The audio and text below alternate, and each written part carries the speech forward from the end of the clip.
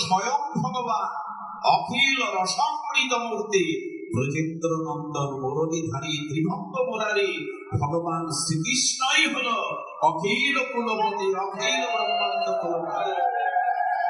ব্রহ্মা বলছেন, প্রভু আগে বলুন, আমি ছাড়া অনন্ত ব্রহ্মাণ্ডে আর কোন ব্রহ্মা বা সৃষ্টিকর্তা আছে কিনা? গোবিন্দ স্মিত হাসলেন।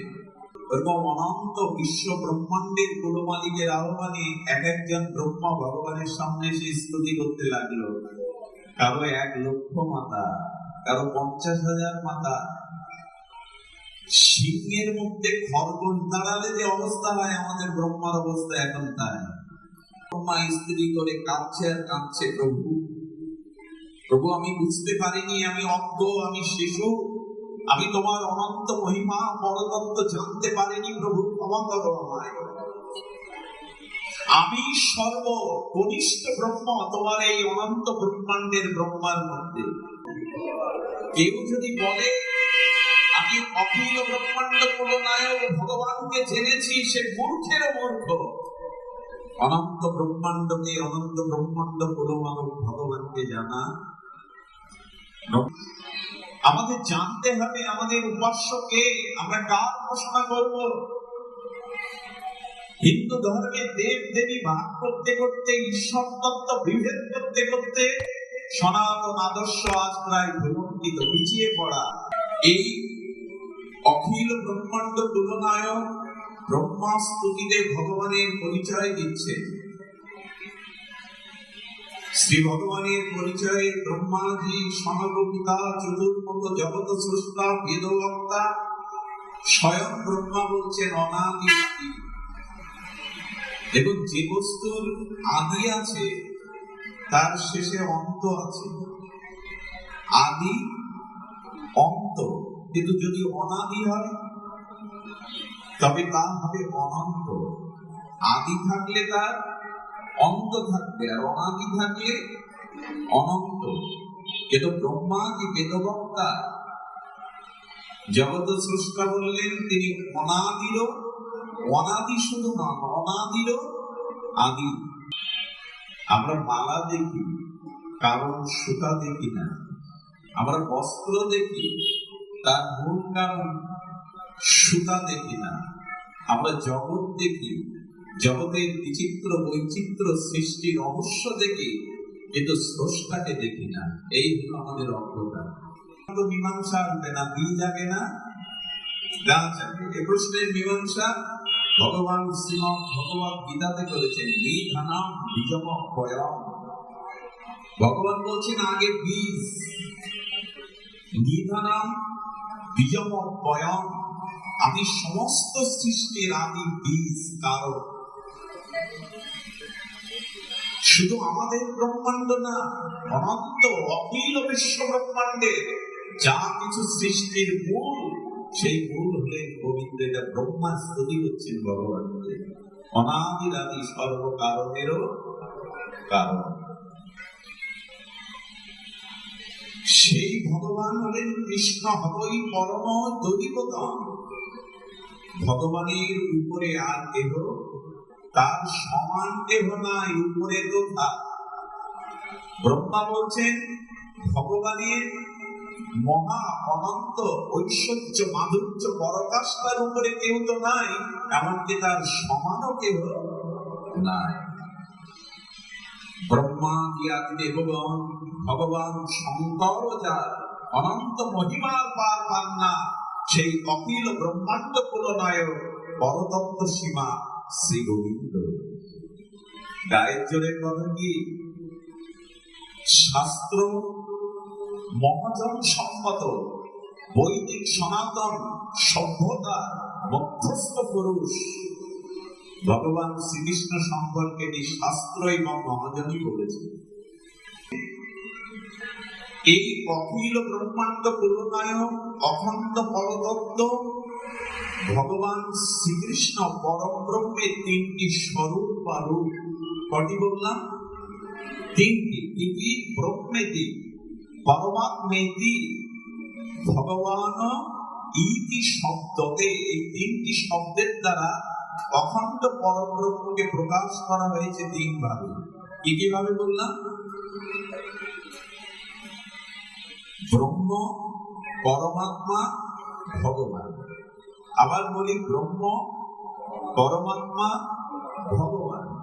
এভাবে ব্যক্ত করেছেন শাস্ত্র।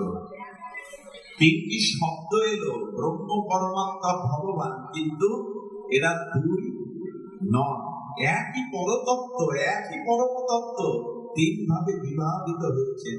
তবে সকলের মহিমা, সকলের তত্ত্ব এক নয়।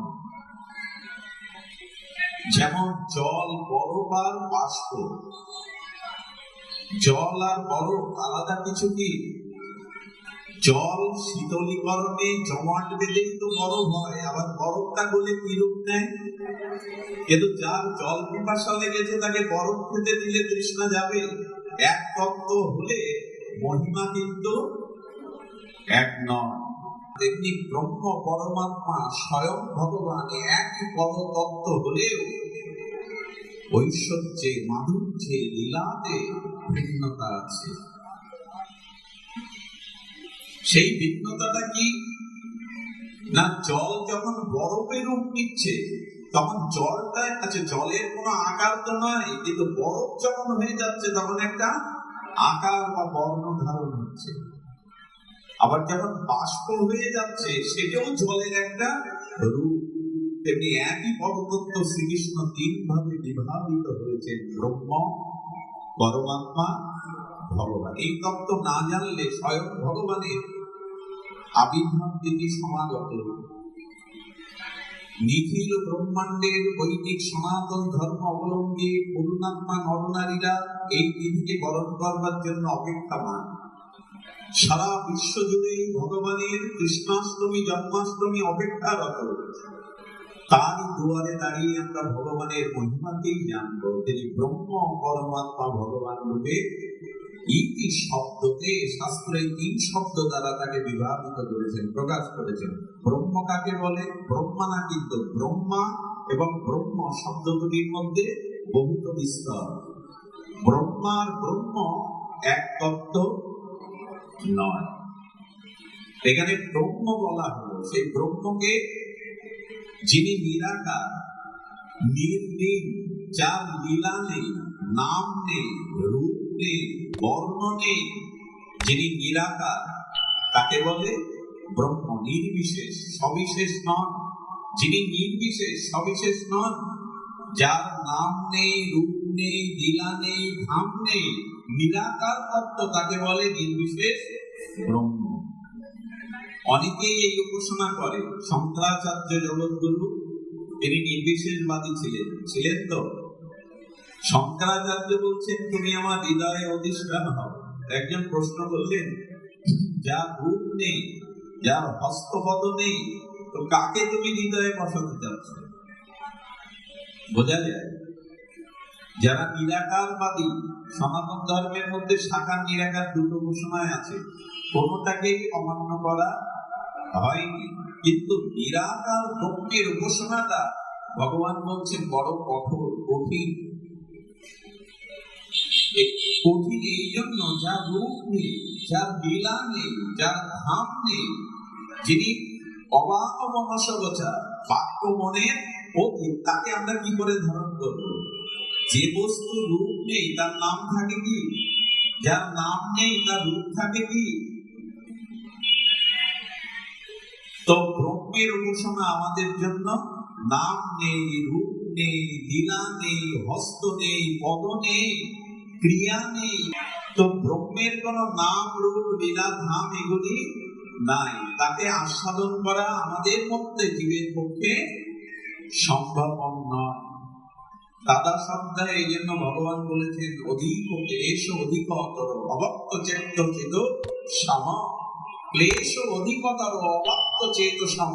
সেই অব্যক্ত, নির্লীন, নাম রূপহীন, নিরাকার, নির্বিশেষবাদী ব্রহ্মের উপাসনা ক্লেশ কর। অধিক ক্লেশ অধিকতর, সেটা অধিক ক্লেশ করা আমাদের পক্ষে সম্ভব নয়। পরমাত্মা কাকে বলে? ব্রহ্মের পরিচয় আমরা দিলাম। পরমাত্মা কাকে বলে? বলে পরমাত্মার নাম আছে, তার রূপ ও সূক্ষ্ম আকারে আছে, কিন্তু তার লীলা বা পরিবার নেই। যেমন ভগবানের অনন্ত মহিমাকে জানতে গেলে প্রথমে তত্ত্বের দ্বারা জানতে হবে। সহজে লীলা বলে সহজে আমরা এইখানে পৌঁছাতে পারবো না। এই জন্য তত্ত্ব একটু কঠিন হলেও জানা চাই। কারণ ভগবান নিজেই বলেছেন, জন্ম কর্ম চমে দিব্যং যো ব্যক্তি তত্ত্ব। যদি আমাকে জানতে হয় তো তত্ত্বের দ্বারা জানতে, তথ্যের দ্বারা জেনে। সংবাদ পড়ার মতো যে তথ্যগুলো জেনেছো তাই জানতে পারছো না, তত্ত্বের দ্বারা জানো। তথ্য আর তত্ত্ব এক জিনিস। এক জিনিস কি? চিনির মিহিদানা আর লবণের মিহিদানা স্বচ্ছ কাচের পাত্রে দূর থেকে একই রকম দেখাইতো, তত্ত্ব কি এক? ওর কাছে গিয়ে জিউ ভাই দিয়ে দেখলেন একটা লবণাক্ততা, একটা মিষ্টতা, দেখতে সমান। তথ্য আর তত্ত্ব একই রকম মনে হলেও তত্ত্ব তো ছাড়া ভগবানকে জানা যায় না, অনুভব করা যায় না। এই জন্য গোবিন্দ নিজেই বললেন, যে ব্যক্তি তত্ত্ব। তো তত্ত্বের দ্বারা জানো। আমরা সেই তত্ত্বের ভূমিকাতেই আছি, উপক্রমিকাতেই আছি। তাহলে তত্ত্ব কি? আমরা ব্রহ্ম জানলাম। এরপর পরমাত্মা। পরমাত্মা কি বললাম? সূক্ষ্ম রূপ আছে, তার নামও আছে, কিন্তু তার লীলা নেই, তার পরিকর নেই। তিনি থাকেন কোথায়? অনন্ত জীবের হৃদয় স্থিত। তার নির্দেশও তিনি অধিষ্ঠান করেন। তো এই যে পরমাত্মার আবার তিনটি রূপ, লক্ষ্য করুন, খুব শুষ্ক হলেও নেওয়া যায়। পরমাত্মার তিনটি রূপ। একটি হলো গর্ভোদকশায়ী, একটি হলো গর্ভোদকশায়ী, আরেকটি হলো কারণশায়ী, আরেকটি হলো ক্ষীরোদশায়ী। এই গর্ভোদকশায়ী মহাবিষ্ণু, যাকে সংকর্ষণ বলে, ভগবানের চতুর্ভুজ। কটা? স্বয়ং ভগবান শ্রীকৃষ্ণের চতুর্ভুজ। একটি হলো বাসুদেব, সংকর্ষণ, প্রদ্যুম্ন, অনিরুদ্ধ। এই বলদেব তত্ত্ব হলো, বলরামই হলো সংকর্ষণ অংশী বলরাম। তো এই সংকর্ষণ ইনি হলেন, এই যে বলা হলো পরমাত্মা, এই পরমাত্মার মূল হলো সংকর্ষণ, গর্ভোদকশায়ী। আর এই সংকর্ষণ থেকে যত অবতার ব্রহ্মা বিষ্ণু মহেশ্বর, অনন্ত অনন্ত ব্রহ্মাণ্ডের ব্রহ্মা বিষ্ণু মহেশ্বর এসেছেন। কত সূক্ষ্ম তত্ত্ব! কৃষ্ণ তত্ত্ব কি সাধারণ? আমরা এই বৈদিক সনাতন ধর্মে জন্মগ্রহণ করেছি। যেমন মহাজন বলছেন, অনন্ত কোটি কোটি জন্মের সৌভাগ্য থাকলে এই অখণ্ড বাংলাতে জন্মানো যায়। তারও অনন্ত কোটি জন্মের সৌভাগ্য থাকলে সনাতন হিন্দুর ঘরে জন্মানো যায়। আমরা সেই সমগ্র বিশ্বের জননী ধর্মস্বরূপা বৈদিক সনাতন ধর্ম জন্মগ্রহণ করেছি। তাও এই অখণ্ড বাংলায়, এই ভক্তি স্নাত মহাপ্রভুর পরিবার বৃন্দের এই মাটিতে। আমাদের জানতে হবে আমাদের উপাস্য কে, আমরা কার উপাসনা করব। হিন্দু ধর্মে দেব দেবী ভাগ করতে করতে, ঈশ্বর তত্ত্ব বিভেদ করতে করতে সনাতন আদর্শ আজ প্রায় ভুলণ্ঠিত, পিছিয়ে পড়া। একদিন আমাদের স্রষ্টা প্রজাপতি ব্রহ্মা, তিনি ভগবানের কাছে দর্শন করতে গেছেন বৈকুণ্ঠে। তো দুয়ারিকে বলছেন, বলো ব্রহ্মা এসছে। ভগবান তখন দুয়ারিকে বলছেন, জেনে এসো কোন ব্রহ্মা। যেই বলেছে আপনি কোন ব্রহ্মা, ভগবান জানতে চেয়েছেন কোন ব্রহ্মা। ব্রহ্মার মাথা ঘুরতে শুরু করেছে, চার মাথা ঘুরতে শুরু করেছে। আমি ছাড়া কোন ব্রহ্মা আছে নাকি সৃষ্টি? আমি ছাড়া অন্য কোন ব্রহ্মা আছে? ভগবান কেন জানতে পাঠালো আমি কোন ব্রহ্মা? যেমন ব্রহ্মার ধারণা ছিল আমি একাই ব্রহ্মা। দুয়ারিকে গিয়ে ভগবান বললেন, ওকে গিয়ে বলো কোন ব্রহ্মা। ব্রহ্মা বলছে, যদি ভক্তের নাম নেই তাহলে ভগবান এদিকে বেশি লক্ষ্য করবে।